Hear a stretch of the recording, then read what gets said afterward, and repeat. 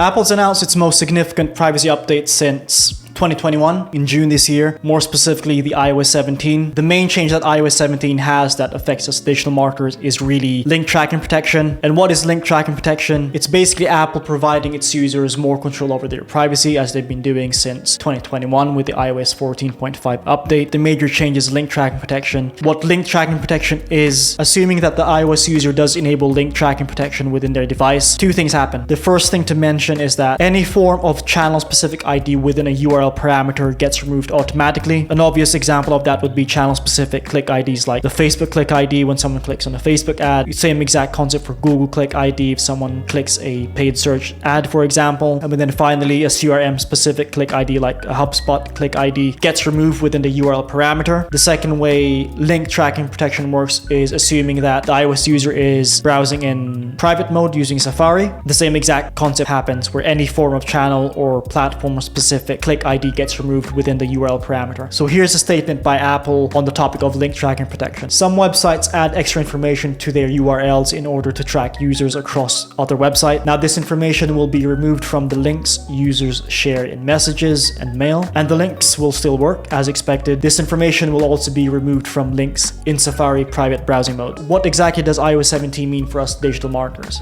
Well, it's simply the ongoing theme of privacy. There's two sides to it. You've got your users, which is us who use these devices, use these platforms. We want more control over our privacy. We want to emphasize privacy and how our data is being used, preferably not used. And then the other end of it is these companies or brands that want to use people's data for essentially their gains as a company. The consistent theme is that consent's going to be an important factor for future digital marketing campaigns and digital marketing channels. I feel like it's a topic that's just going to keep on growing. I can go on a tangent quite easily here, but we'll keep it focused. There's two silver linings to this.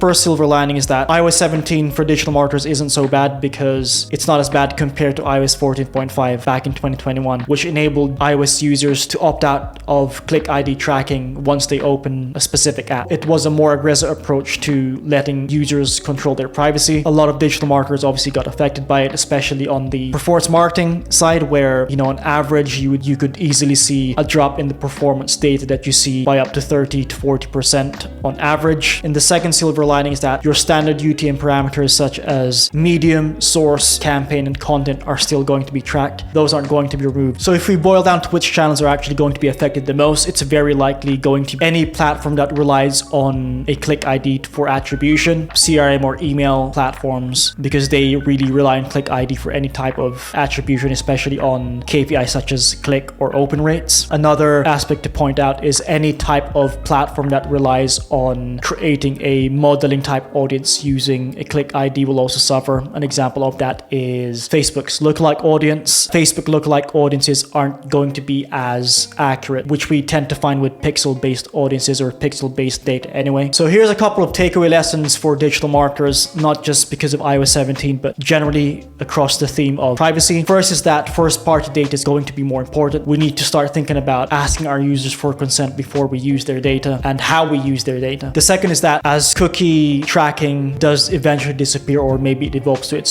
second version, server-side tracking is going to be a lot more important across your digital channels. So an example of that within Facebook ads is Conversion API, or also known as CAPI. Server-side tracking is simply the data you get as a company internally within your databases or your server. The reason why it's more privacy focused and more preferred is because one, it's more accurate data, and second is that it's the data that you control. So it's the data that you allow or disallow other external platforms to use or not. On paper, it's more privacy centric than a pixel-based data where it's data that the platforms own. Third is that when you look at your digital marketing channels, have a more holistic viewership of the data that you see. Just because you see that your organic or direct channels are improving in performance doesn't necessarily mean that it's because of SEO or content, for example. It could be because you're getting a lot more click-through rates across your email campaigns, you're getting better conversion rates across your performance marketing channels. In summary, look at your digital marketing channels as an ecosystem, as more of a unified channel, if that that makes sense. And then finally, ask better questions. If you want to improve your digital marketing campaigns, you want to be a better digital marketer, it's about asking better questions. Don't just look at the data that's in front of you. Don't just look at the latest digital marketing news. Ask better questions like, what is the future digital marketing? How is data going to be used in future digital marketing campaigns? How can we better utilize the data that we have as a company? All right, to conclude, the iOS 17 updates, more specifically, link tracking protection isn't so bad, and for a couple of reasons. A is that iOS users don't really tend to browse in private mode. B is that UTM parameters are still going to be tracked, so your usual UTMs like medium, source, campaign content will still be visible within URL parameters that iOS users click through, whether that's on a specific app or a specific URL link. And then C, finally, a good portion of iOS users use other browsers beyond Safari, right? They might use Chrome, they might use Mozilla Firefox, and I think that's worth mentioning. Thank you for watching the video. Till next time, peace.